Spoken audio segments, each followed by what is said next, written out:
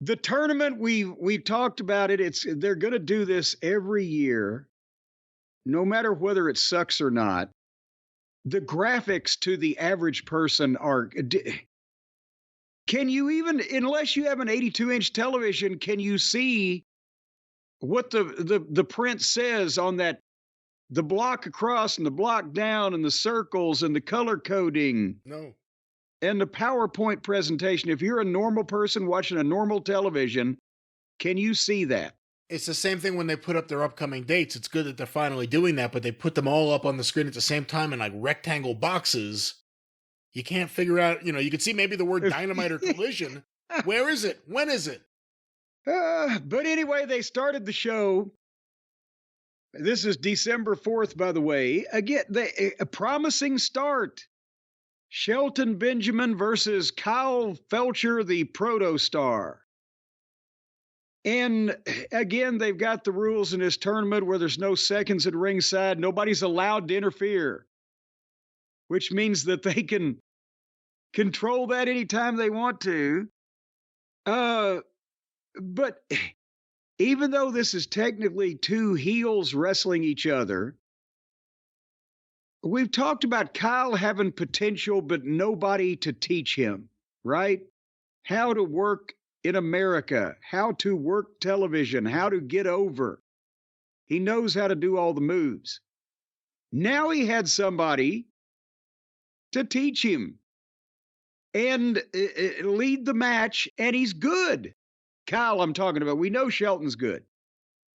But when he's got somebody to lead him and call the thing, then this was one of the better matches that you will ever see on AEW television. And again, I had written at the start of it, can Shelton pull this off? It's a heel match. One guy's really green. But the way they set it up in the first 2 minutes, Kyle's going to be the heel. And with a shoulder block, the fans were chanting, "Let's go, Shelton," because he's not only coming off as a star, but the subtle things that they did, the way they started this and got into it, they just routed the people behind Shelton. Kyle opened up and got heat for 30 seconds. And then Shelton hit one really impressive clothesline, and Kyle takes a bump and rolls out, takes a powder, and the fans got all over him because he's a coward. He's rolling out. They got a response when they both laid on the top turnbuckle. And then, even when they did the forearm exchange that has to be in every match, the guys were selling what the blow, and the fans were yay booing. Yay, boo, yay, boo. And then Shelton hits the clothesline over the top and the people pop. If they fight on the floor, Shelton rolls in to fucking stop the count or milk the count. And then later on in the match, the fans were, "Let's go, Shelton." But it was good stuff. It wasn't too fast. It followed along somewhat logically. Shelton got a submission hold, and the place blew up, and Kyle got the ropes. And then they trade. They're running into their super kicks and their bigger bumps, and Shelton goes into those fucking Germans, where he launches the guy and releases him. And the people went nuts, standing and applauding. 3 German suplexes. And then they do a bit of back and forth. And Kyle rolls him up with a schoolboy and holds the ropes. 1, 2, 3. The heel cheated. He stole it. And immediately Shelton pops up. Kyle's on the floor. Perfect finish. Got Kyle over, didn't hurt Shelton because the heel stole the thing. It was almost like you were watching another company. They can do it when they want to. What did you think? I thought it was really good. It made sense the heel cheated, And everyone's going to have to lose, I guess, at some point in this tournament, unless Claudio just steamrolls everyone. But it felt like you almost had a moment there where if Shelton had won, the place would have gone apeshit. Oh, they would have. And I think also Shelton's getting a weird reaction now, which is the AEW fans are being won over by him. And that hasn't happened to too many people, if you can really think about it, in a long time. People had a preconceived notion about Shelton based on his booking. What he's doing in the ring is impressing their fans. And it's getting some of the best reactions on their shows.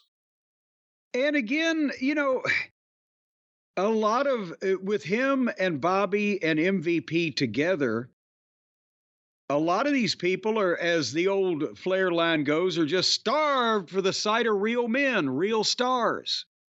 So they're going to be cheering for these guys, regardless of what, because they got a lot of weak opposition.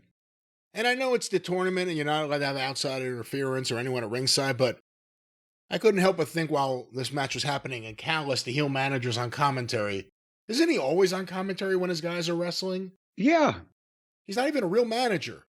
That's why everyone got excited when Big E said, I'm going to be a manager this week on Raw. Like, oh shit, a manager!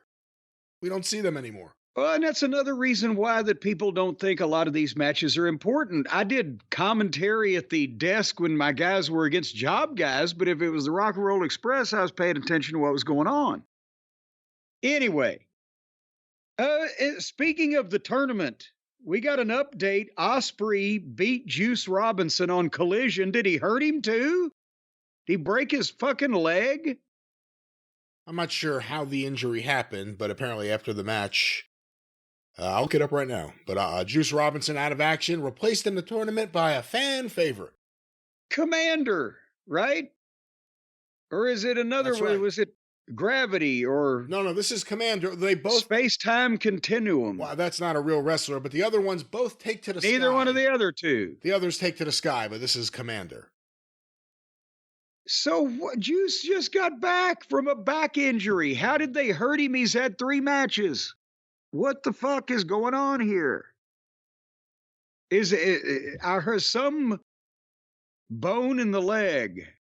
It may potentially be displaced or interfered with. The Wrestling Observer newsletter reporting, or at least their website. Oh, no, this is Dave Meltzer, so this is the newsletter. Juice Robinson suffered a broken fibula in the Collision match. I guess that's the saddest part, too, was on Collision. We'll talk more about the ratings for that after the fact, but injured on Collision. The fibula, that's your leg, right? Yes. Well, goddamn.